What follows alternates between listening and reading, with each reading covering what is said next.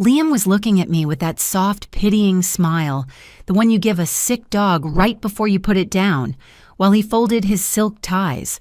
He was actually explaining, in a gentle voice, why I wasn't evolved enough for his new future. He thought he was walking out of a suffocating marriage into a millionaire's paradise. He had absolutely no idea that 20 minutes ago I had hit send on an email that would turn his entire existence into a federal crime scene.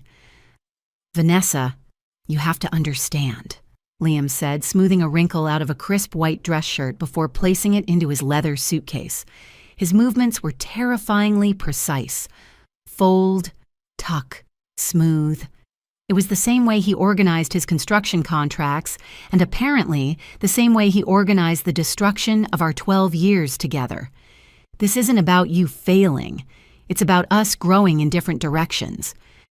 Honestly, honey, I'm doing this for you too." I stood in the doorway, my fingers digging into the painted wood of the frame until a splinter pierced my thumb. I welcomed the sharp, tiny pain. It was the only thing keeping me from screaming. I watched him pack. He looked so calm, so reasonable. "For me?" I asked, my voice coming out raspy. I cleared my throat and tried again, pitching it higher, softer, the voice of the defeated wife. "How is leaving me for a woman 10 years older than you?" "For me?" Liam sighed, a long, weary exhalation that suggested he was dealing with a slow-witted child. He stopped packing and turned to face me. He looked handsome. I had to give him that. 36 years old, jawline sharp enough to cut glass, eyes that could sell ice to an Eskimo. Those eyes were currently filled with a toxic mixture of arrogance and benevolence. "Sabrina isn't just a woman, Vanessa. She's an ecosystem," he said, using that buzzword he'd picked up from his motivational podcasts. "She has capital. She has connections in the city council. She can help me level up the firm. Look, you've been a great mother to Leo, you really have. But you don't understand the world I'm moving into. You'd be uncomfortable there. I'm setting you free to find someone who appreciates this." He gestured vaguely at me, at my jeans, at the messy bun in my hair, at the domestic life I had built for him while he was out laundering money. I felt the bile rise in my throat. Setting me free. He wasn't setting me free. He was discarding me because he'd extracted every ounce of value I had, my credit score, my inheritance, my youth, and now he needed a new host. "So it's purely business," I said, forcing my face to remain slack and sorrowful. Inside, my mind was racing at 1,000 miles an hour. Did he check his email? Where is his phone? It's on the nightstand, screen down. Silent mode? Usually silent. If it vibrates against the wood, he'll hear it. "It's not just business, it's destiny," Liam corrected gently. "Sabrina sees my potential. With her investment, Vance Construction goes statewide. And you'll get the child support. You'll get a nice little apartment. You'll survive, Vanessa. You're scrappy." Scrappy. The word hit me like a slap. 12 years ago, I was brilliant. 10 years ago, when I did his bookkeeping for free, I was indispensable. Now I was scrappy. "And the house?" I asked, stepping into the room. I needed to keep him talking. Every minute he spent lecturing me was a minute the servers at the IRS were processing the 3 gigabytes of data I had just uploaded. "We've discussed this," he said, turning back to the suitcase. "The condo is in my name. I bought it before the wedding. Legally, it's premarital assets. But don't worry, I won't kick you out until next month. I'm not a monster." "No," I thought, watching his back. "You're not a monster. You're a thief. And by tomorrow morning, you're going to be a broke thief. If you're watching this video, tell me where you're from or what time it is for you." I leaned against the door frame because my knees felt like they were made of water. The sheer adrenaline coursing through my veins was making my vision blur at the edges. It was a physical fight to keep my breathing even. What if the bank calls him right now? The thought paralyzed me. I had sent the documents to the fraud department at Sovereign Trust Bank exactly 22 minutes ago. I knew their automated systems triggered alerts for suspicious activity instantly, but human review took time. How much time? An hour? 10 minutes? If his phone rang right now, if a fraud analyst called to verify the irregularities I had flagged, Liam would answer. He would know. And if he knew, the mask of the benevolent ex-husband would drop instantly. Liam was 6'2". He had a temper that he usually took out on drywall or traffic, but I had seen the look in his eyes when he felt cornered. If he found out I had betrayed him while he was still in the house, physically, with me. I didn't want to finish that thought. I shoved my hands into the pockets of my cardigan to hide the trembling. I needed to get him out of this room, away from that phone on the nightstand. "You're taking the vintage Cabernet," I said, nodding toward the bottle sitting on the dresser. It wasn't a question. Liam glanced at it. "Well, yes. Sabrina loves a good red. We're celebrating tonight." Celebrating. The word echoed in my skull. He was going to drink the $600 bottle of wine my father bought us for our 5th anniversary with his mistress. The disrespect was so absolute it was almost funny. "Right," I whispered, "celebrating." My eyes darted to the phone again. The screen lit up. My heart stopped. I mean, it literally stopped. I felt a hollow thud in my chest, and then silence. A notification. "Please be a spam email. Please be a text from his mother. Please don't be the bank." Liam didn't notice. He was busy carefully folding a pair of cashmere socks. The screen went dark again. I exhaled, the sound loud in the quiet room. "You okay?" Liam threw a glance over his shoulder. "You sound like you're hyperventilating. Look, take a Xanax, Vanessa. Seriously. It'll help the transition."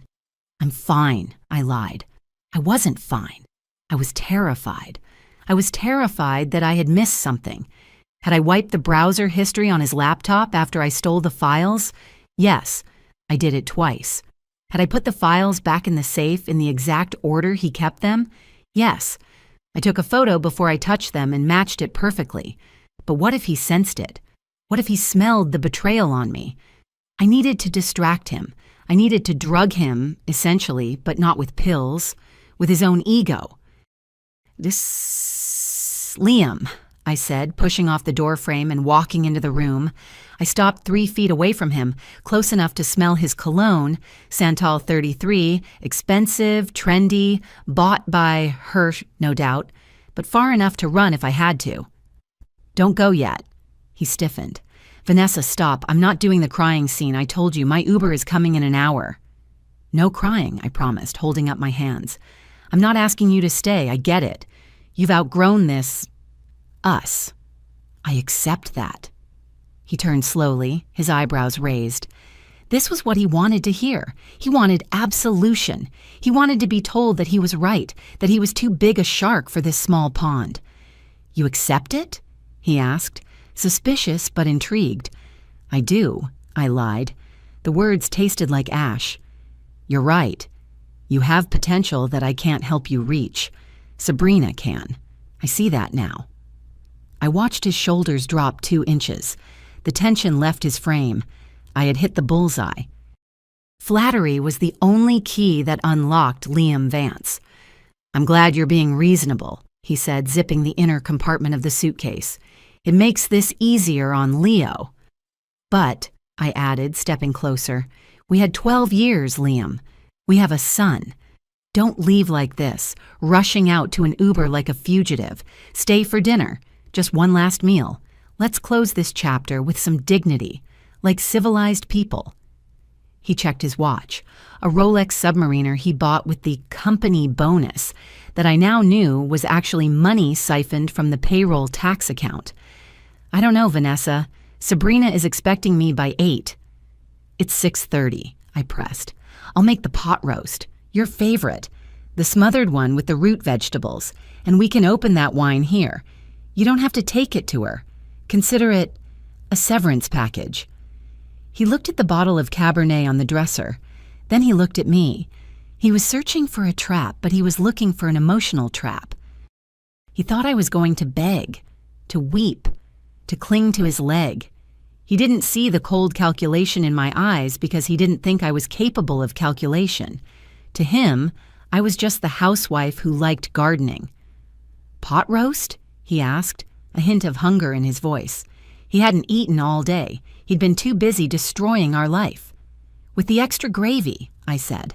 "Come on, 1 hour, then you go to her and I never bother you again. We sign the papers and it's done." He hesitated, then shrugged. "Fine. 1 hour. But if you start crying, I'm walking out." "Agreed," I said, forcing a smile that felt like it was tearing my face apart. "Agreed." I walked out of the bedroom, keeping my pace slow and measured until I turned the corner into the hallway. Then I sprinted. I hit the kitchen tiles and gripped the granite island, breathing hard. I felt like I had just walked a tightrope over a pit of vipers. He was staying. Phase 1 was complete. I went to the fridge and pulled out the chuck roast I had bought yesterday. My hands were shaking so badly that when I tried to unwrap the butcher paper, I couldn't get a grip on the tape. I had to stab it with a paring knife. "Calm down," I ordered myself. "You are not the victim anymore. You are the executioner." I turned on the oven to 350 degrees. The familiar click whoosh of the gas ignition grounded me. I had made this meal 100 times. It was the meal I made when he got his first big contract. The meal I made when Leo was born. The meal I made when his mother died. It was the taste of our marriage. And tonight, I was going to serve it to him while I dismantled his life. I chopped the carrots with violent force. Thud, thud, thud. I thought about the timeline. The emails went out at 3 p.m. The bank closed at 5 p.m., but their fraud hotline was 24/7. The IRS whistleblower form was automated. The email to Oliver, his ex-partner whom Liam had screwed over 3 years ago, was the wild card. Oliver was vindictive. If he saw that email, he wouldn't wait for a lawyer. He would call immediately. I needed Liam drunk before that phone rang. I reached into the back of the pantry and pulled out the ingredients for the gravy: flour, butter, beef stock. I worked on autopilot, my body remembering the motions while my mind replayed the last 3 months. It felt surreal that I was standing here cooking for a man I was actively destroying. But I had to. If he left now, he would go to Sabrina. She would have lawyers. She would have asset protection strategies. She would hide him. I needed him here, drunk, pliable, and stupid, to sign the addendum to the divorce papers. The addendum that Olivia, my lawyer, had drafted was a masterpiece of legal camouflage. It looked like a standard asset division document. It had pages of legal jargon about furniture and custody schedules. But buried in paragraph 14, subsection B, was a clause where the undersigned admitted that the marital residence was purchased with commingled funds, and that the signatory waived all claims to the property in exchange for keeping the business assets. Business assets that, by tomorrow morning, would be worth -$6 million. I put the meat in the Dutch oven. The smell of searing beef filled the kitchen. It smelled like home. It smelled like a lie. I remembered exactly when the blindness left me. It wasn't a gradual waking up. It was a sudden, violent snap. It was 3 months ago, a Tuesday. Liam came home at 11:30 p.m. He said he had been at a site inspection in North Creek. I was sitting on the couch, pretending to read a magazine. When he walked in, I got up to hug him. I pressed my face into his neck, expecting the usual smell of drywall dust, sweat, and the stale coffee he drank by the gallon. Instead, he smelled like nothing. He smelled like ivory soap and aggressive cleanliness. "You showered?" I asked, pulling back. He didn't even blink. "Yeah, at the gym. The site was a mud pit. I didn't want to track it into the Audi." He walked past me to the fridge. It was a smooth lie. Plausible. Except Liam hated the gym showers. He had ranted for 20 minutes last month about how he caught a foot fungus there and would never step foot in those petri dishes again. I watched him drink water directly from the pitcher. He looked relaxed. Too relaxed for a man who had just worked a 14-hour day.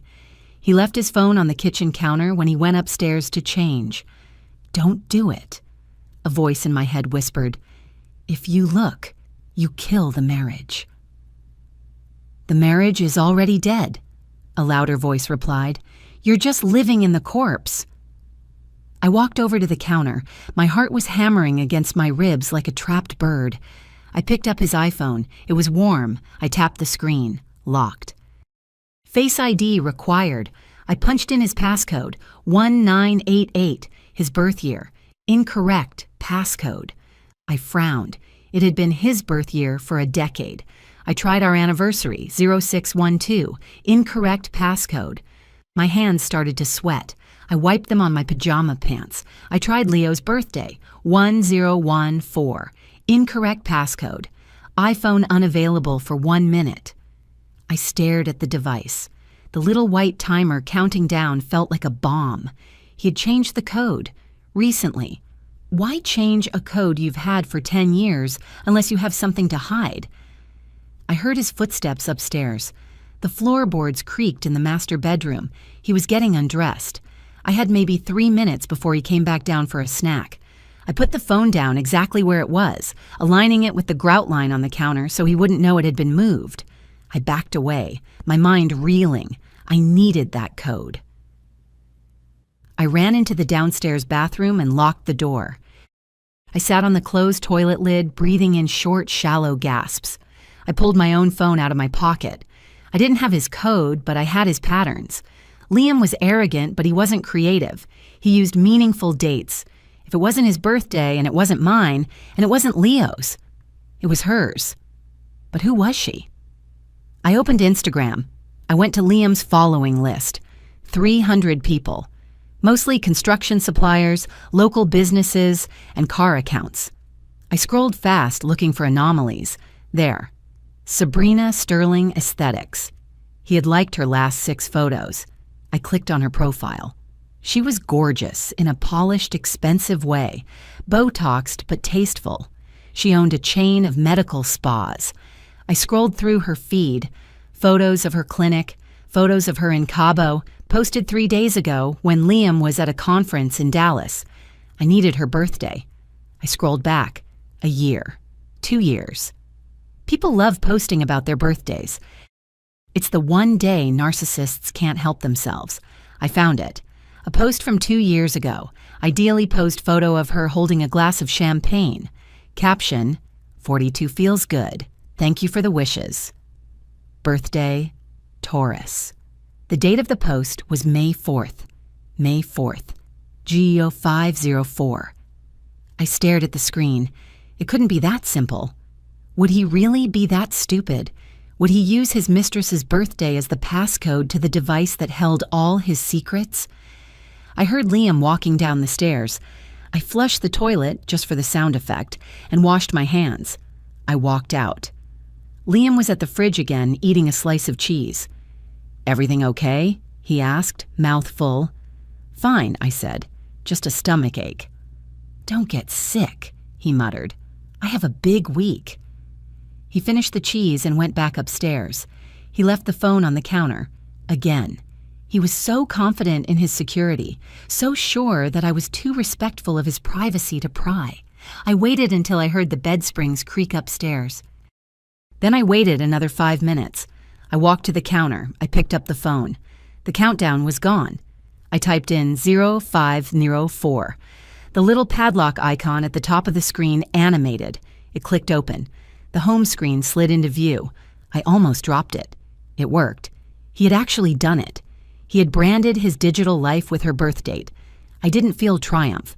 I felt a wave of nausea so powerful I had to lean against the granite to stay upright. Opening that phone was the end of my life as I knew it. I knew that whatever I found in there I could never unsee. I opened his text messages. The top thread was pinned. No name. Just a sunflower emoji. I clicked it, and there it was. Not just infidelity, not just "I miss you" and dirty pictures. Liam, Just moved another $20K to the Cayman shell. She has no idea. The account is labeled supply costs. Sunflower. Good boy. We're going to need that liquidity for the new clinic. Make sure you zero out the joint savings before you leave. Liam. Way ahead of you. By the time I ask for the divorce, the marital assets will be dust. I stood there in the dark kitchen, the blue light of the phone illuminating my face, reading the detailed roadmap of my own destruction. I wasn't just losing a husband, I was being robbed. Systematically, deliberately. I reached into my pocket, pulled out my phone, and started taking pictures of the screen. My hands were shaking, but the images were clear. Click, click, click. Every photo was a nail in his coffin. I stood in the dark kitchen, the hum of the refrigerator the only sound in the house, illuminated by the ghostly blue light of Liam's phone. My thumb hovered over the screen. I knew I should put it down. I knew that what I was about to read would burn my eyes out like acid. But I also knew that ignorance wasn't bliss anymore. Ignorance was poverty. Ignorance was losing my son's college fund. I scrolled up. The messages went back 6 months. It wasn't just a fling, it was a merger. Liam, just left the meeting with the city planner. Looks like the zoning for the marina project is a go. That's a $3 million contract. Sunflower, Sabrina. Amazing. Don't put it through the main business account yet. Use the Shell LLC we set up in Delaware. If that money hits Vance Construction, Vanessa gets half in the divorce. My breath hitched. They weren't just sleeping together. They were conspiring. They were actively, methodically diverting assets to ensure that when he finally pulled the trigger on our marriage, the chamber would be empty. I read on. Liam, I feel bad sometimes. She's not a bad person, just limited. She thinks a big night out is Olive Garden. Sunflower, don't pity her, babe. You're evolving. Some people are anchors, some are sails. You need to cut the anchor before you drown. Plus, she has her mother's inheritance, right? She won't starve. Liam, yeah. The condo down payment was hers. I need to figure out how to frame that so I keep the equity. Maybe claim I paid for all the renovations? I gripped the counter so hard my fingernails turned white. My mother's inheritance. The money my mom left me when she died of cancer 3 years ago. The money I handed to Liam with tears in my eyes, telling him to build our dream. He wasn't just stealing his future earnings, he was stealing my past. I needed copies. I couldn't just remember this. A judge wouldn't care about my memory. I pulled out my own phone. My hands were shaking so violently that the first picture was a blur. Focus, Vanessa.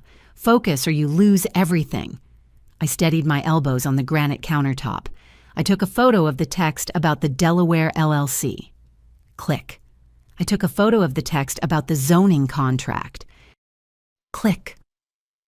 I took a photo of the nude picture she sent him, not because I wanted to see it, but because it proved the affair started before the financial moves. Click. Suddenly, the floorboards overhead creaked, a heavy footstep. He was awake. I froze. If he came down now, if he saw me with both phones. The footsteps stopped. A toilet flushed upstairs. He was just using the bathroom. I had seconds. I quickly closed the text app. I swiped up to close the background app so he wouldn't see messages. Was the last thing open. I wiped the screen on my pajama shirt to remove my fingerprints. I placed the phone back on the counter, aligning it perfectly with the grout line, exactly how he left it. I sprinted back to the guest room where I had been sleeping because of his snoring, dove under the covers, and squeezed my eyes shut. My heart was beating so loud I was sure it would wake the neighbors. The next morning, after Liam left for work, I sat at the kitchen table with my laptop. I needed to verify what I read. Delaware LLC, shell companies. I navigated to the Sovereign Trust Bank website. We had a joint checking account and a joint savings account. I typed in my username. I typed in the password we had shared for 8 years. Vance Family Tweltwawi. Invalid username or password. I stared at the screen. A cold drop of sweat rolled down my spine. Maybe I mistyped it. I typed it again, slower. Vance Family 2212. Invalid username or password. He had changed it. He had locked me out of my own money. Panic flared in my chest, hot and bright. I checked the balance on my personal debit card. $412. That was all I had access to. I grabbed my phone and dialed the bank's customer service number. "Thank you for calling Sovereign Trust. For English, press 1. I pressed 1. "Please enter your 16-digit account number." I didn't have it memorized. I scrambled through the kitchen drawer where we kept the bills. Junk mail, pizza coupons. Where was a statement? Liam had gone paperless 6 months ago. Think, Vanessa. I found an old statement from last year buried under a takeout menu. I punched in the numbers. "Please wait for the next available representative." The hold music was a tinny, upbeat jazz that made me want to scream. I paced the kitchen. What if he gets a notification that I'm calling? Does the bank alert him? "Sovereign Trust, this is Gary speaking. How can I help you?" "Hi, Gary," I said, my voice trembling. I can't log into my account. I think I forgot the password." "I can help with that," Gary said, sounding bored. "Can I get your full name?" "Vanessa Vance." "And the primary account holder's name?" "Liam Vance." "Okay, since you are a secondary holder, I need to verify your identity. What is the amount of the last direct deposit?" I froze. "Last direct deposit?" Liam handled the finances. I didn't know the exact amount. It fluctuated based on his contracts. I don't know exactly," I stammered. "My husband handles the deposits. It's usually around $6,000. "I need the exact amount, ma'am." "Please," I said, desperation leaking into my voice. "I'm at the grocery store and my card got declined. I just need to check the balance. I have the Social Security number. I have the address." Gary sighed.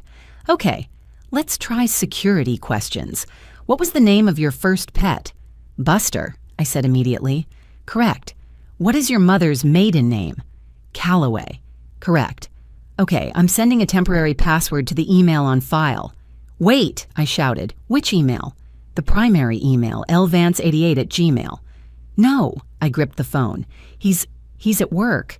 He can't check it. Is there my email?" "vvance@gmail? That email was removed from the account alerts 2 weeks ago, ma'am." My stomach dropped. He had surgically removed me from the digital notification system. "Gary, please," I whispered. "I need access. Is there any other way?"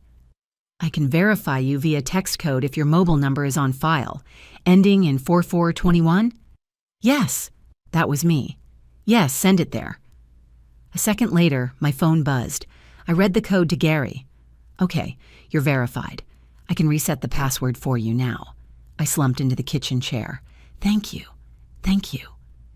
10 minutes later, I was in. I clicked on Savings. The balance, which used to be $45,000, our emergency fund, Leo's tuition, was gone. Current balance, $500 ours. I clicked on Transaction History. May 12th, wire transfer to DL Holdings, $20,000. May 15th, wire transfer to DL Holdings, $24,500. He had drained it. He had left exactly $500, probably so the account wouldn't close automatically. DL Holdings. That had to be the Delaware shell company. I didn't cry. I sat there and stared at the screen until the pixels burned into my retinas. The sadness was gone. It was replaced by a cold, hard rage. Digital screenshots were good, but I knew lawyers. They loved paper. They loved wet signatures. I needed to see the incorporation documents for DL Holdings. I needed to see if my name was forged on anything. Liam kept a safe in his home office. It was a heavy, fireproof box bolted to the floor in the closet. 2 days later, on a Saturday, Liam decided to mow the lawn. He was obsessed with the lawn. It was part of his successful suburban man costume. I watched from the window as he put on his noise-canceling headphones and started the riding mower. I had maybe 45 minutes. I ran into his office. It smelled like cedar and that expensive cologne. I opened the closet. The safe was there, a black metal cube staring back at me. I knelt down. The keypad was digital.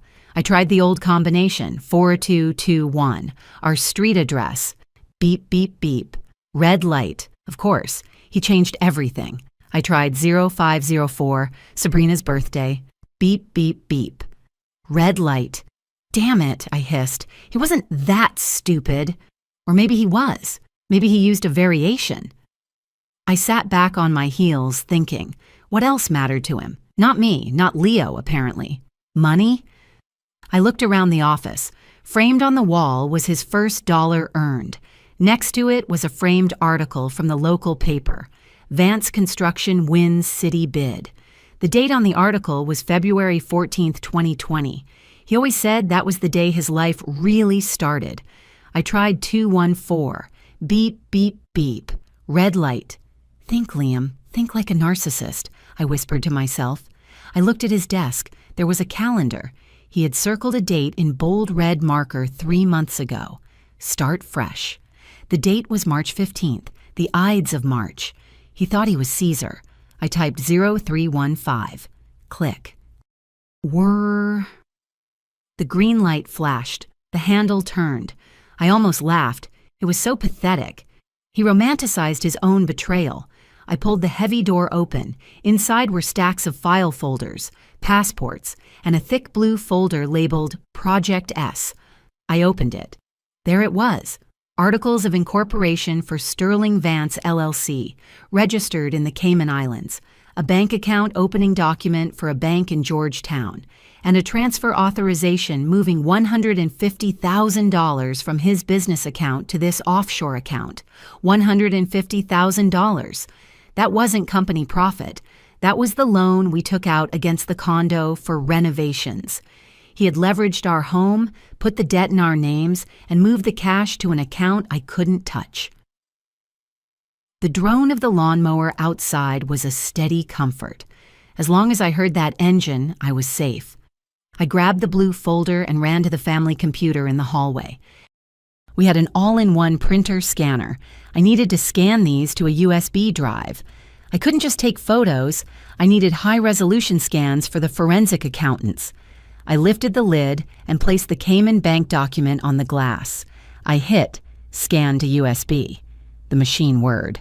Scanning 10%, 20%. It was agonizingly slow. 40%. Suddenly, the lawnmower engine cut out. Silence. My head snapped up. Why did he stop? Was he done? It had only been 20 minutes. I looked out the window. Liam was standing by the mower, wiping his forehead. He looked at the house. He started walking toward the front door. Panic. I looked at the printer. Scanning. 60%. Come on, I pleaded. Come on, you piece of junk. The front door opened. I heard his heavy boots on the hardwood floor. Vanessa, he yelled. Do we have any Gatorade? In the pantry, I yelled back, my voice cracking. I'm printing a recipe. Scanning. 85%. He was walking toward the kitchen. The hallway computer was right between the foyer and the kitchen. He would have to walk past me. Scanning. 95%. Click. Save complete. I yanked the USB drive out. I grabbed the document from under the lid, but in my haste, I snagged the corner of the paper on the plastic edge. Rip! A tiny corner of the document tore off. Damn it, I whispered. Liam turned the corner into the hallway. I spun around, leaning my back against the printer to hide the blue folder I was clutching behind me. Hey, he said, looking sweaty and annoyed. The mower is acting up. Keep stalling. Oh, I said, trying to lower my heart rate. That sucks. Maybe it's the spark plug? He looked at me. Then he looked at the printer behind me. What are you printing? Just a recipe for lasagna, I said. For dinner. He squinted. You don't need to print recipes. Just use the iPad. I like paper, I said stupidly. I like to write notes on it. He stared at me for a second too long. My heart was thumping so hard I thought he could see it moving my shirt. "Whatever," he muttered. "I'm going to get a drink." He walked past me into the kitchen. I let out a breath that shook my entire body. I slipped the blue folder under my shirt, ran to the office, shoved it back in the safe, locked it, and sprinted to the bathroom to vomit. 3 days later, I was sitting in a leather chair that cost more than my first car. Olivia Thorne, the toughest divorce attorney in the city, was reading the printouts I had made from the USB drive. She was a terrifying woman, 60 years old, hair like steel wool, eyes like lasers. She didn't offer me tea. She didn't offer me sympathy. She just read. Finally, she took off her glasses and looked at me. "This is fraud," she said flatly, "but it's smart fraud." "Can we get the money back?" I asked. "Maybe," she said. "If we go to court, discovery will take 2 years. He'll hide the assets deeper. He'll spend the money on lawyers. By the time we get a judgment, there will be nothing left but legal bills." I felt the hope drain out of me. So he wins? He steals my inheritance, leverages our house, and walks away? "Not necessarily," Olivia said. She leaned forward, her eyes gleaming. "The law is a blunt instrument, Vanessa. But psychology? That's a scalpel." "What do you mean?" "He thinks you're stupid," Olivia stated. "It wasn't an insult. It was a strategic assessment. He thinks you're a housewife who doesn't understand LLCs or offshore accounts. We use that." She pulled out a yellow legal pad and started sketching a diagram. "We don't sue him yet. We let him think he's getting exactly what he wants. A quick, clean divorce. We draft a separation agreement. It will look standard. He keeps the business, you keep the contents of the house, but," she circled a paragraph, "we add a clause. A full disclosure and asset warranty clause. It basically says, husband warrants that he has disclosed all assets. If any undeclared assets are found within 5 years, husband agrees to forfeit 100% of said assets to wife, plus penalty damages of 3 times the value." "He'll never sign that," I said. "He knows he has hidden assets." "He'll sign it if he doesn't read it," Olivia said, "or if he thinks it's boilerplate, or if he's drunk." She looked at me. "Is he arrogant?" "Extremely." "Does he drink?" "Yes." "Then we have a plan," Olivia said. "You get him to sign this. You record him admitting to the accounts, just to be safe, to prove he knew about them. Then, once the ink is dry, you nuke him. You send everything to the IRS. You trigger the audits. The government freezes his assets. He goes bankrupt. And under this contract, whatever crumbs are left belong to you." It was diabolical. It was dangerous. "I'll do it," I said. I blinked, and the lawyer's office vanished. I was back in my kitchen. The smell of searing beef brought me back to the present. It was 6:50 p.m. Liam would be down in 10 minutes. I walked to the pantry and retrieved the bottle. The 2012 Cabernet Sauvignon. It was dusty. I wiped it with a cloth. This bottle represented the last shred of my delusions. We had bought it in Napa, promising to drink it on our 20th anniversary. I was so naive back then. I thought we were building a legacy. He was just building a line of credit. I grabbed the corkscrew. I twisted the metal spiral into the cork. Twist, twist, twist. It felt like twisting a knife. Pop. The sound echoed in the kitchen. I poured the dark red liquid into a decanter. Let it breathe. It needed to be smooth. It needed to go down easy.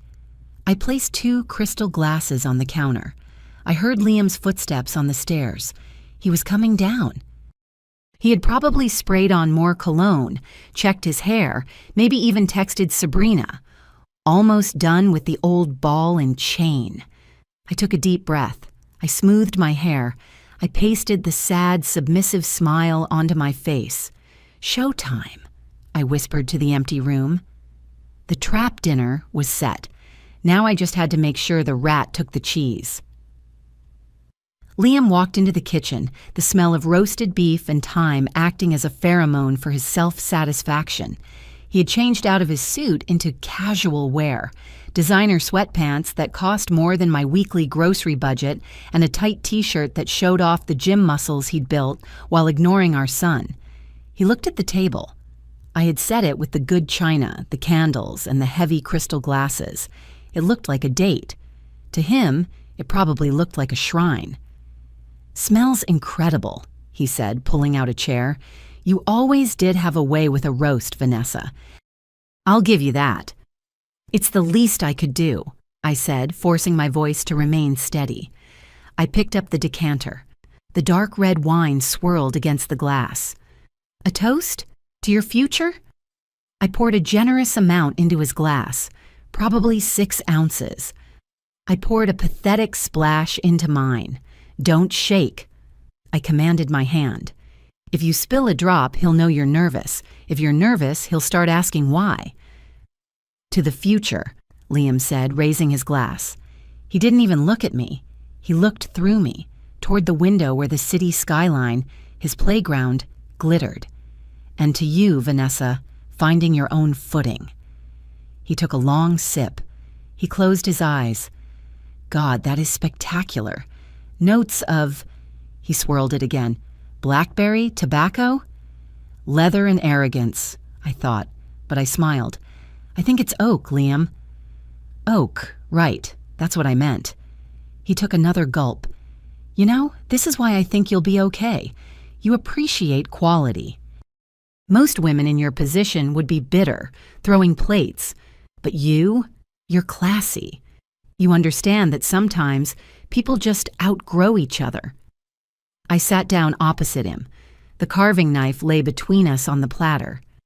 "I try to understand," I said, serving him a slice of meat. "I guess I always admired your ambition, even when it scared me. You always saw things I couldn't." He chewed, nodding vigorously. "Exactly. That's it. It's about vision. When I look at a vacant lot, I don't see dirt. I see a complex. I see revenue streams. You see a garden." "I do see a garden," I admitted softly. "And that's fine." He waved his fork, a piece of carrot flying off. "For a housewife, that's fine. But I'm playing 3-dimensional chess, Vanessa. The tax code, it's not a rule book. It's a suggestion box. You just have to know which suggestions to ignore." I felt a cold thrill shoot down my spine. He was opening the door. I just had to walk through it. I needed to get it on tape. My phone was in my pocket.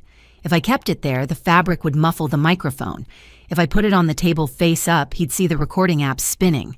If I put it face down, he might wonder why I was being so rude as to have my phone out during our sacred farewell dinner. "I forgot the horseradish," I said, standing up abruptly. My knees hit the table leg. The water glasses wobbled. "Easy," Liam laughed. "Nervous? I want it to be perfect," I said. I went to the counter. I pulled my phone out. I swiped to the voice memo app. My thumb hovered over the red button. "Check the settings." My brain screamed. Is it on airplane mode? If a telemarketer called while I was recording, the incoming call would stop the audio. I quickly swiped down. Wi-Fi on, cellular off, do not disturb on. I hit record. The timer started. 101, 02. I grabbed the jar of horseradish. I held the phone underneath the jar, pressing it against the glass so it was concealed by my hand. I walked back to the table. "Here we go," I said. I placed the horseradish on the table. Then, with a sleight of hand I didn't know I possessed, I slid the phone behind the centerpiece, a bushy arrangement of dried eucalyptus. It was gray-green, blending perfectly with my phone case. "Thanks," Liam said, reaching for the jar. His hand brushed the eucalyptus. The leaves rustled. My heart hammered against my ribs like a trapped bird. "Don't look at the plant. Don't look at the phone." I stared intensely at his pot roast. "So," I said, my voice tight, "you were saying about the tax code? That sounds dangerous. Aren't you worried about the IRS? I read they're cracking down." Liam laughed. It was a loud, wet sound. He poured himself more wine. He hadn't even finished the first glass, and he was topping off. Good. The IRS, he scoffed. Please, they're underfunded and overworked. They go after the low-hanging fruit, the people who make mistakes on their 1040s. They don't touch guys like me. Why not? I asked, leaning forward. You're a big fish. Because I'm a ghost, he whispered, leaning in conspiratorially. The microphone was less than 2 feet from his face. On paper, Vance Construction makes a modest profit, just enough to pay the bills and buy a nice truck. The real money? It's never even in the country. He was 2 glasses deep now. The vintage Cabernet was 18% alcohol, a heavy, rich silencer of inhibitions. But how? I asked, putting on my best dumb blonde expression. Doesn't the bank see it leave? Liam smiled, the benevolence dripping off him like grease. Oh, honey, you really are innocent, aren't you? It's adorable. He pointed his fork at me. You don't send money. You pay consultants. I have a company in Delaware, DL Holdings. Vance Construction pays DL.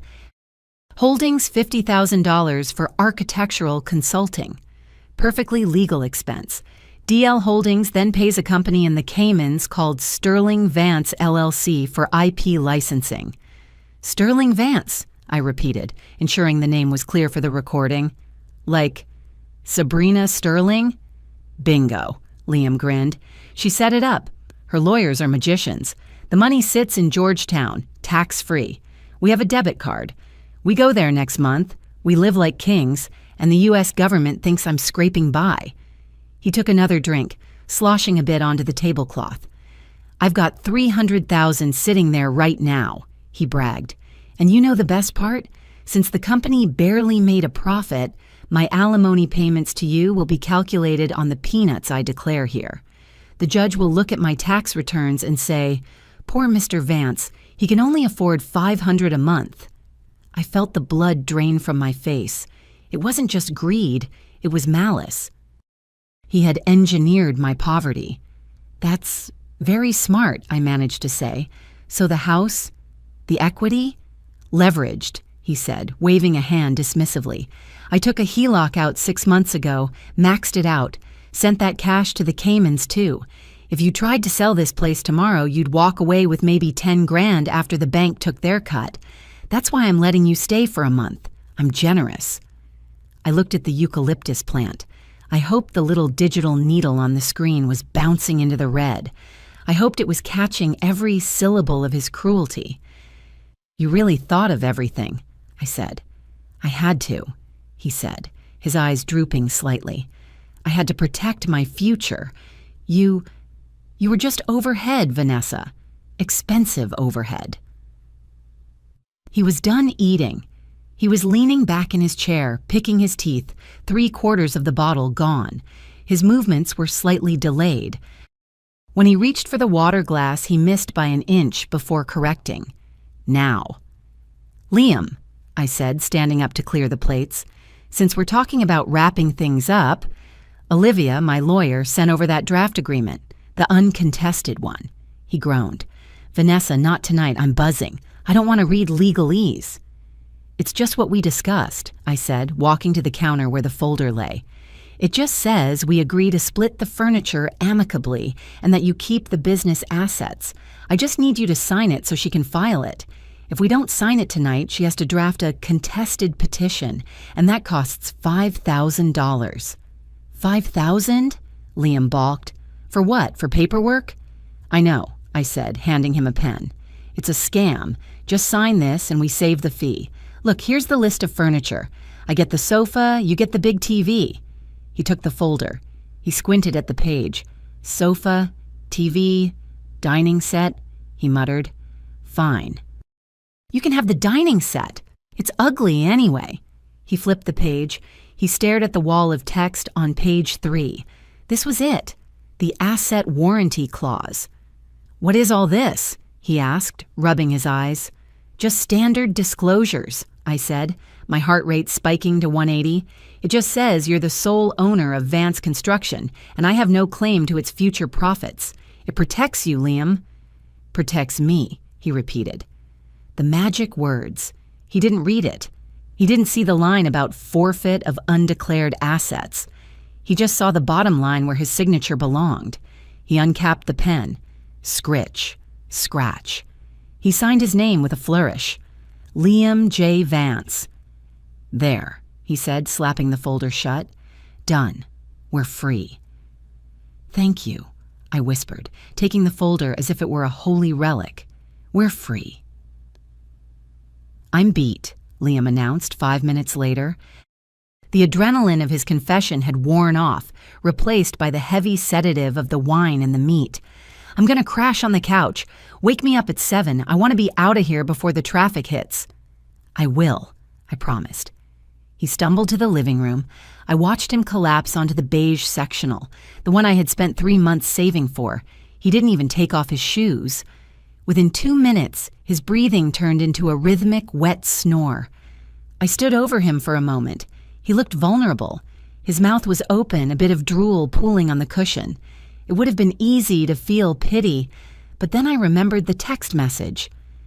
Expensive overhead. I turned away. I went back to the kitchen. I retrieved my phone from behind the eucalyptus. I stopped the recording. Saved. Farewell dinner. 48 minutes. I pressed play. I listened to a 10-second snippet. Liam's voice clear as day. The real money. It's never even in the country. Sterling Vance, LLC. It was perfect. I cleaned the kitchen. I washed the dishes. I polished the counters. I needed the house to be spotless. I wanted the scene of the crime to look immaculate. Then I went to the guest room and opened my laptop. It was 3 a.m. The house was silent except for the distant hum of the refrigerator and Liam snoring from the living room. I sat cross-legged on the bed, the laptop screen casting a harsh white glow on my face. I had 3 draft emails open. I had prepared them earlier, but I hadn't attached the final piece of the puzzle. Draft 1, IRS Whistleblower Office. Subject, Tax Fraud Reporting, Vance Construction, Sterling Vance, LLC. I clicked Attach File. I selected the scans of the Cayman documents. I selected the screenshots of the text messages. And finally, I selected the audio file, Farewell Dinner, MP3 Quast. I typed in the body, please find attached evidence of undeclared offshore accounts and diversion of corporate assets. Draft 2, Sovereign Trust Bank, Fraud Debt. Subject, urgent, fraudulent loan application, asset diversion. I attached the separation agreement he had just signed, specifically the page where he warranted he had disclosed all assets. I attached the audio file where he admitted to lying to the bank about the company's profitability. Draft 3, Oliver Graves. Oliver was Liam's old partner. Liam had pushed him out of the company 3 years ago, claiming the business was failing, buying Oliver's shares for pennies. Oliver hated Liam with the fire of 1,000 suns. Subject, you were right. Body, he didn't just fail, Oliver. He stole your share. Here is the proof. Do what you want with it. I attached everything. I looked at the clock. 3:12 a.m. If I sent these, there was no going back, no reconciliation, no amicable divorce. This was nuclear war. I thought about Leo. I thought about the cheap studio apartment Liam had planned for us. I thought about him laughing at me, calling me an anchor. My finger hovered over the mouse. Click. Sent to IRS. Click. Sent to bank. Click. Sent to Oliver. The progress bar zipped across the screen. Message sent. I closed the laptop. I felt lightheaded. I felt terrified. But mostly, I felt a strange, cold sense of peace. The bomb was in the air. Now I just had to wait for it to land. At 7 o'clock in the morning, the sun was hitting the kitchen tiles with an aggressive brightness that felt like a spotlight on a crime scene. I was already dressed. Not in my usual Saturday sweats, but in a structured black blazer and stiff jeans. Armor. I stood by the coffee maker listening to the drip, drip, drip of the brew, waiting for the beast to wake. I heard the groan from the living room first, then the shuffling of feet. Liam appeared in the doorway. He looked like a wreck. His hair was standing up in tufts, his eyes were bloodshot, and his expensive t-shirt was wrinkled. The king of construction looked like a frat boy after a bender. "God," he rasped, rubbing his temples. "My head is splitting. What was in that wine? Gunpowder?" "It was a heavy Cabernet, Liam," I said, my voice cool and detached. "I poured black coffee into a mug. You drank 3/4 of the bottle." He shuffled to the island and sat down heavily. "Yeah, well, it was a celebration, sort of." He looked at me, squinting. "Why are you dressed up? You have a date?" He chuckled at his own joke, a dry, hacking sound. "No," I said, sliding the mug toward him. "Just a busy day ahead." He took the mug with 2 hands, blowing on the steam. Then the mask of benevolence slid back into place, albeit a bit crooked from the hangover. "Look, Vanessa," he said, his voice thick with false sympathy, "about last night. I know I was honest, maybe too honest. But I wanted you to know the truth so you can move on. I don't want you pining after me, wondering, what if? It's better this way. Cruel to be kind, right?" I watched him sip the coffee I had made. I thought about how easy it would have been to put something in it. But I didn't need poison, I had paper. "You were very honest," I agreed. "You told me everything I needed to know." "Exactly," he nodded, whining as the movement hurt his head. "So let's keep today simple. I'll shower, grab my bag, and head to Sabrina's. No scenes, no tears, just gratitude for the good times." "Gratitude," I repeated. "Sure." He finished half the coffee and stood up. "All right, shower time. Then the rest of my life begins." "Sit down, Liam," I said. It wasn't a request. It was a command, delivered with a tone he had never heard from me in 12 years.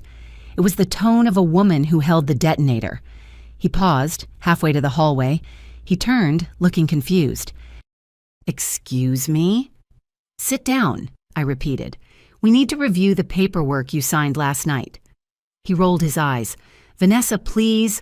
I signed your little furniture agreement. I gave you the dining set. Don't push your luck asking for the TV now." "It's not about the TV."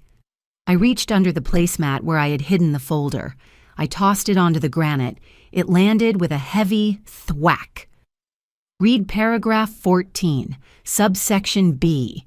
He sighed, loud and dramatic. "You are being so difficult right now. This is exactly why I'm leaving. You fixate on details." He picked up the folder. He opened it aggressively, flipping pages until he found the spot. He scanned it, his eyes moving fast, dismissive. Then he stopped, his brow furrowed. He leaned closer. He read it again. "What?" He looked up, a nervous smile twitching at the corner of his mouth. "What is this? Husband warrants full disclosure? Forfeit of concealed assets? Vanessa, this is gibberish." I was drunk. "You were intoxicated," I corrected, "but you were coherent, and you signed it, voluntarily." "This doesn't hold up." He laughed, but it sounded thin. "Any judge will throw this out. I didn't have legal counsel present. It's a trick." "It's a contract," I said, "and it's interesting you call it a trick. Why would it be a trick if you have nothing to hide? You told me you were broke, Liam. You told me the company barely makes a profit. If that's true, this clause means nothing." He went pale. The blood left his face so fast it looked like a magic trick. He realized the trap. If he argued the clause was unfair, he had to admit he had assets to lose. "You bitch," he whispered. The benevolence was gone. The monster was out. He grabbed the paper with both hands and ripped it down the middle. Rip. Then he tore it again and again. He threw the confetti of paper onto the floor. "There," he sneered, breathing hard. "There's your contract. Now I'm going to shower, and if you try to stop me, I'll call the police." I looked at the pile of paper on the floor. I didn't blink. "Those were copies, Liam," I lied. I hadn't made copies of the signature page yet. The original was actually in my car trunk. but he didn't know that. The originals were scanned and uploaded to my cloud storage at 3 o'clock this morning. Tearing them up just makes you look guilty. He stood there, chest heaving, hands clenched into fists. He looked at me like he wanted to hit me, but he was too smart for that. Domestic violence charges would ruin his clean break narrative. "You're bluffing," he spat. "You don't have anything. You're just a desperate housewife trying to scare me into paying more alimony. It's pathetic, really. Sabrina warned me you'd get greedy." "Greedy?" I reached for my phone on the counter. "Let's talk about greedy. Let's talk about the Cayman Islands." He froze. His eyes widened just a fraction. "I don't know what you're talking about." "Don't you?" I unlocked my phone. "Because you were very chatty about it over the pot roast." I pressed play. Max volume. Liam's voice boomed through the kitchen. "The real money? It's never even in the country. Sterling Vance LLC. She set it up. Her lawyers are magicians. I've got $300,000 sitting there right now." The color that had left his face didn't return. He looked gray. He looked like a corpse standing upright. "That," he stammered. "That was... I was joking. It was a hypothetical. I was trying to impress you. It's not real." "It sounded real to the IRS," I said calmly. "The who?" His voice cracked. "The IRS, and the bank, and Oliver." I ticked them off on my fingers. I emailed them all at 3:15 this morning. The recording, the screenshots of your texts with Sabrina, the scans of the incorporation documents from your safe. "You went in my safe?" he roared. He stepped toward me, aggressive now. "You stole from me." "I retrieved evidence of marital fraud," I said, backing up slightly, keeping the island between us. "And since I'm technically an owner of the company until the divorce is final, I just authorized an audit on myself. It's called innocent spouse relief, Liam. Look it up. I turned you in to save myself from prison." He stared at me, his mouth opening and closing like a fish on a dock. The enormity of it was crashing down on him. The IRS, the bank, Oliver. "You destroyed me," he whispered. "Over what? Because I fell out of love with you? You vindictive little..." Ding dong. The doorbell rang. It was sharp, loud, and precise. Exactly 9 o'clock. Liam jumped as if he'd been shot. He whipped his head toward the foyer. "Who is that?" he demanded. "Is that the police? Did you call the cops?"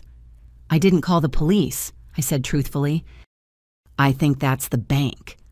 "The bank doesn't make house calls," he sneered, trying to regain some composure. "It's probably my Uber, or Sabrina. She said she might come pick me up." He strode to the door, buttoning his shirt, trying to fix his hair. He wanted to believe it was his savior. He wanted to believe he could still walk out of this house and leave the mess behind. I followed him. I wanted to see this. He ripped the front door open. Standing on the porch wasn't Sabrina in her Porsche. It was a short, balding man in a windbreaker holding a tablet and a tall woman in a gray suit holding a leather portfolio. "Mr. Liam Vance?" the woman asked. "Yes," Liam said, his voice wary. "Who are you?" "I'm Helen Cho from the Risk Management Division at Sovereign Trust Bank," she said. She didn't smile. "And this is Mr. Henderson, a process server." "You have been served," the man said, thrusting a thick envelope into Liam's chest. He instinctively grabbed it. "What is this?" Liam looked from the envelope to the woman. "That is a notice of immediate foreclosure proceedings on the commercial loan regarding the property at 124 Oak Street," Helen said calmly, "and a notification that all accounts associated with Vance Construction and your personal accounts have been frozen pending an internal fraud investigation." Liam laughed. It was a hysterical, bubbling sound. "Frozen? You can't freeze my accounts. I'm the CEO. I have payroll on Monday. Sir, we received credible evidence this morning of significant asset diversion and falsified loan applications," Helen stated. "Under the terms of your loan agreement, that triggers an immediate default and freeze. You have zero access to funds as of 4 a.m. today." "This is insane," Liam yelled. He fumbled for his phone in his pocket. "I'll show you. I'll transfer the funds right now to cover the loan. I have the money." He pulled out his phone. His fingers were shaking so hard he missed the icon twice. He opened the Sovereign Trust app. He stared at the screen. "Access denied," he read. "Contact administrator." He looked up, wild-eyed. "It's locked. You locked me out." "Yes, sir," Helen said. "We also flagged the linked accounts, including the external transfers attempted in the last 30 days. We will be clawing those back." Clawing back. That meant they were going after the Cayman money. "You can't do that," Liam whispered. That's offshore." "If it was funded with proceeds from a domestic loan obtained by fraud, we certainly can," Helen said. "Have a nice day, Mr. Vance." They turned and walked down the driveway. Liam stood in the doorway, the envelope in his hand, his phone in the other. He looked like a man who had just watched his house burn down while he was still standing inside it. He turned to me. The look on his face wasn't anger anymore. It was pure terror. He stumbled back into the living room. "Sabrina," he muttered. "Sabrina can fix this. She knows people. She has lawyers." He dialed her number. He put it on speakerphone, holding the phone out like a shield. Ring. Ring. "Pick up," he pleaded. "Pick up." Ring. "Hello?" Sabrina's voice filled the room. She sounded annoyed. "Liam, where are you? I've been waiting at the cafe for 20 minutes. "Sabrina," Liam gasped. "Thank God. Listen, something crazy is happening. Vanessa, she went nuts. She hacked my stuff. The bank is here. They froze the accounts." There was a silence on the line, a long, heavy silence. "What do you mean?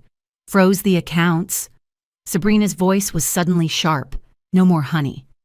"She sent them something," Liam babbled. "Recordings, the Cayman docs. They know about Sterling Vance. They said they're clawing back the transfers. You need to call your lawyer. We need to stop them." "We?" Sabrina asked. The word hung in the air like an icicle. "Yes, we. It's our company." "Liam," Sabrina said, and her tone was freezing. "My name isn't on the incorporation documents for Sterling Vance. Only yours is. I made sure of that." Liam stopped breathing. I watched him blink, trying to process the betrayal. "What? But you set it up.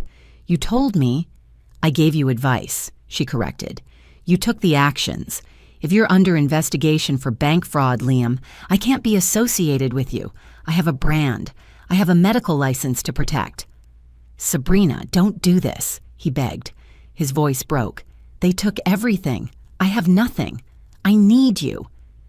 "You were an investment, Liam," she said, her voice sounding bored now. "A high-risk investment, and the market just crashed.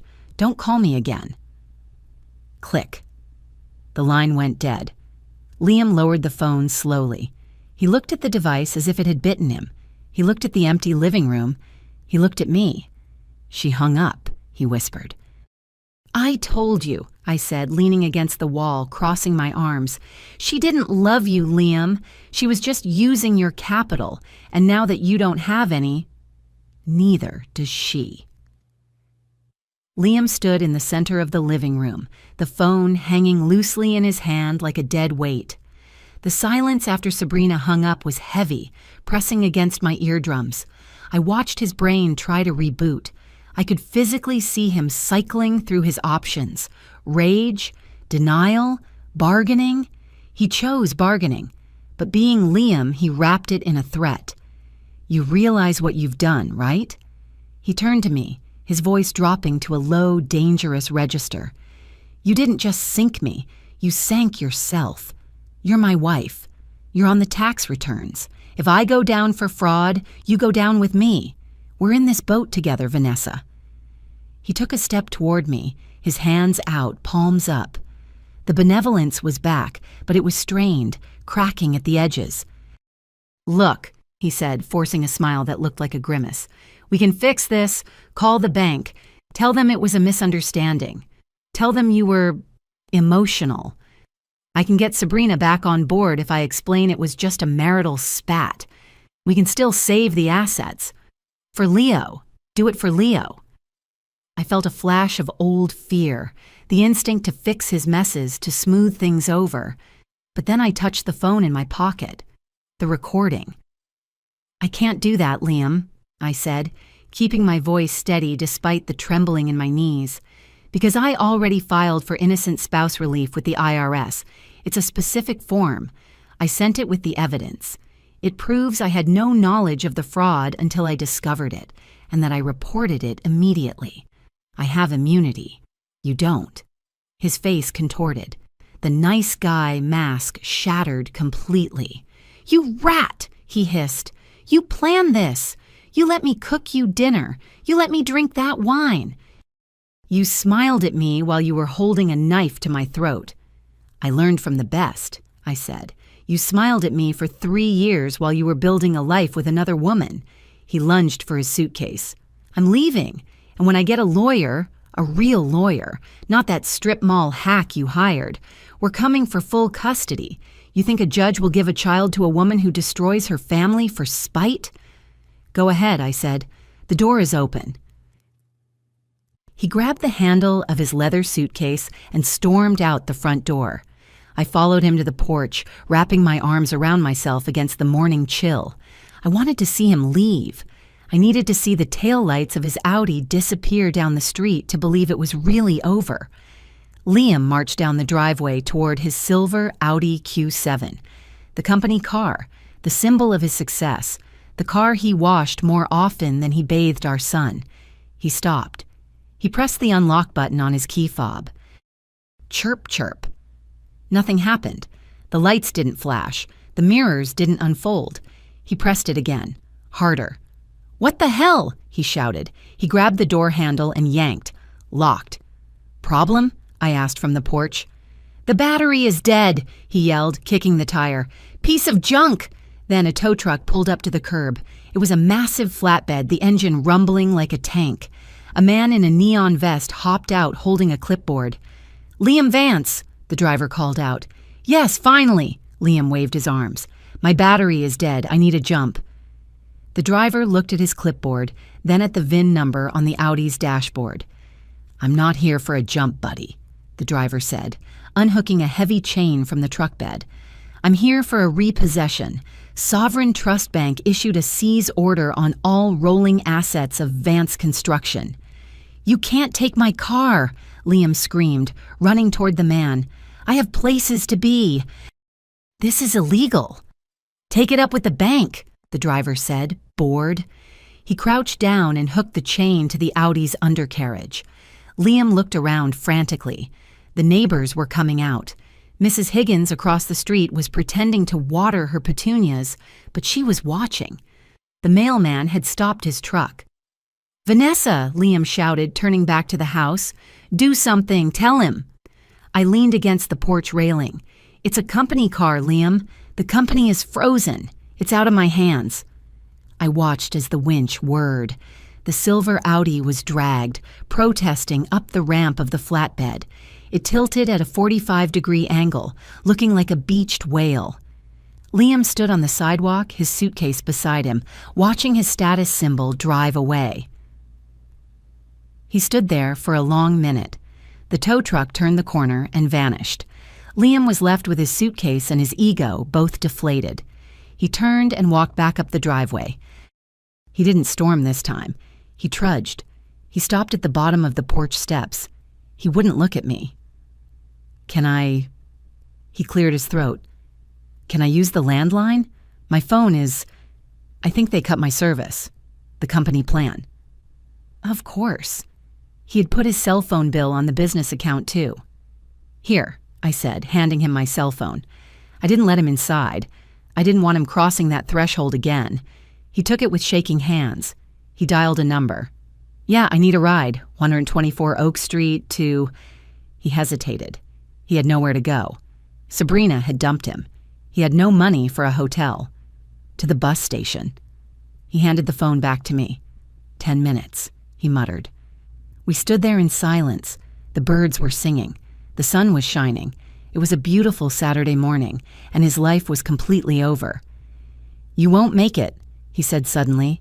He was looking at the ground. "You think you won, but you can't pay the mortgage on this place. You have no job. You have no skills. You'll be on the street in 6 months." It was his last attempt at toxic benevolence. "I'm worried about you, Vanessa." "I got a job last week," I said softly, "at the dental office downtown, front desk. It pays $18 an hour. It's not much, but it's real money, not fraud money." He looked up at me. His eyes were empty.